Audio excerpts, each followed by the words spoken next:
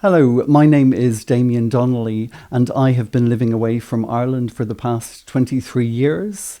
And I came back in December 2019, and I am now researching the history of my grandparents and my great-grandparents who came from Lusk. So my great-grandparents are buried in the cemetery here by the Round Tower. That was Bernard and Jane Donnelly.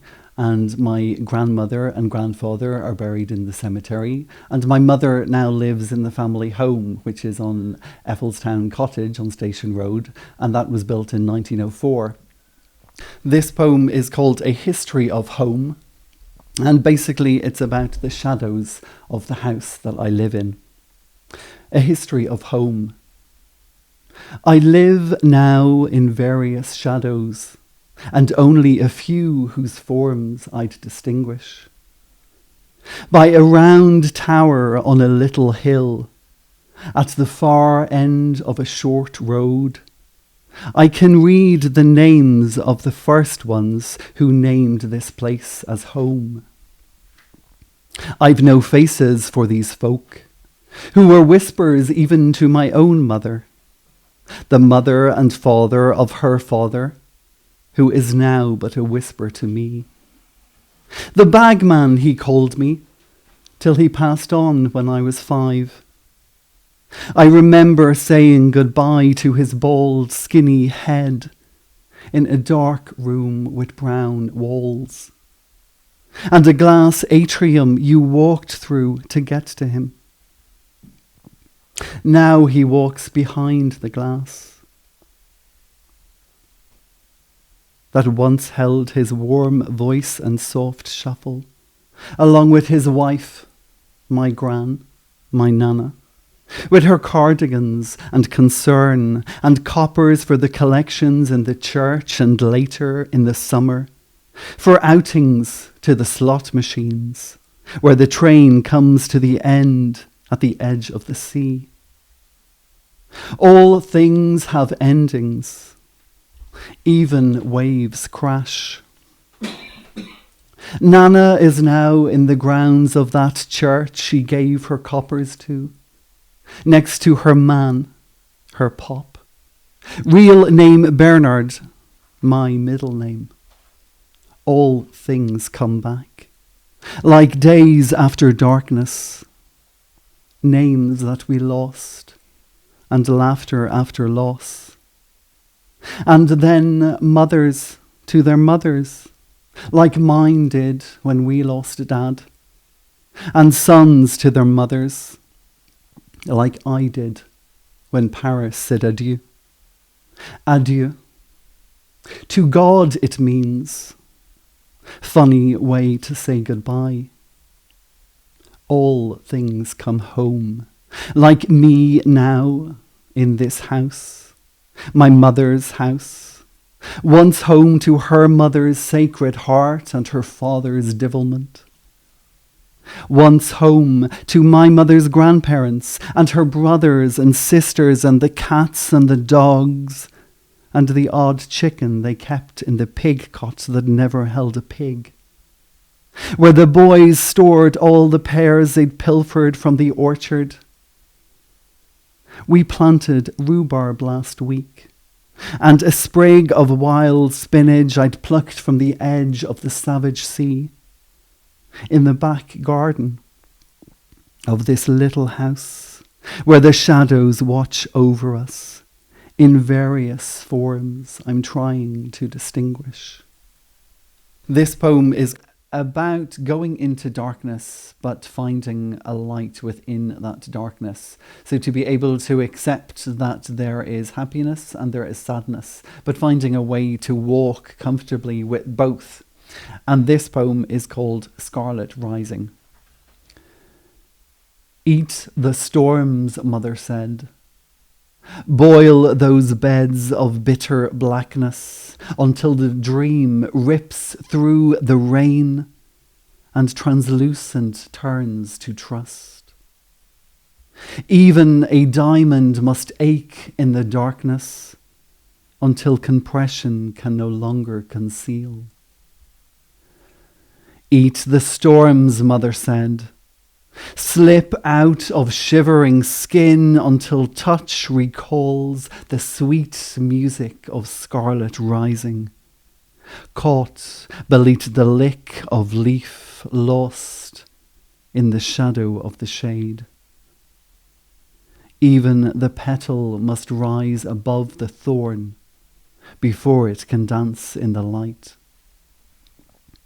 Eat the storms, mother said, but I didn't hear at first. It takes time to swallow the truth and teach the tongue to taste the rain. And this final poem is called Other Ways to Dance. And again, it's about mothers. And it's a poem that I wrote recently while being locked in a cottage in Lusk, in Dublin, in Ireland, with my mother, and baking bread and finding familiar paths to walk on. And it's called Other Ways to Dance. I weigh flower and civet like snow falling. A select few seconds of harmless dust to decorate these stopped streets with isolated sirens that stir more in the body than the contents of this bowl. I reach for those tiny flakes that offer rise before pouring over the honey. A smooth sweetness to cut the bitterness of all that cannot be held in isolation. Oil comes next with the water, once called incompatible, but when all else is distanced, other things find ways to dance. While it boosts by the window in a bowl of sunshine, we take a slow stroll along small paths that wander through muck and memory. Mom points to a rickety door she once knocked on to buy milk. Only a jug left now in an upper window, holding moments that will evaporate. We pass fields and wonder what is leek and what is weed. And in our mind we make lists of all that still grows in open pastures, while aisles look empty indoors. Back home we sit after bread is baked, finding comfort in its crisp corners as butter melts over this uncertain heat. And we remember yesterday, when life was as simple as a slice of bread with butter running. Winter has grey wings, feathers of soot that come from concrete clouds, too dense to discern any light beyond.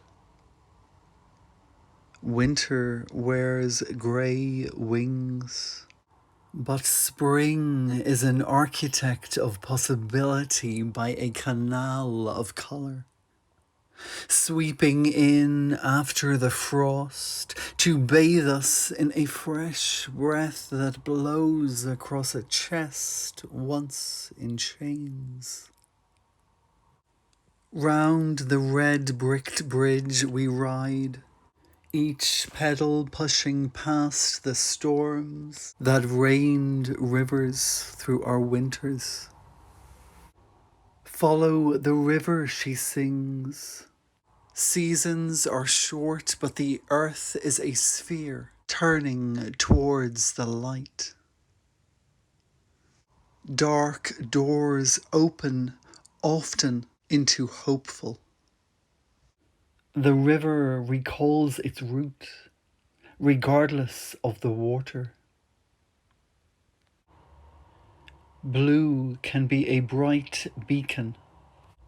Black is only shadow before it finds a reason to ignite in light. Bark is dry, but branches bear blossom. We can be the water or the bridge. We can be the natural path or the paved plot. The route is bright beyond the chains, beyond the bend, where the colour is waiting.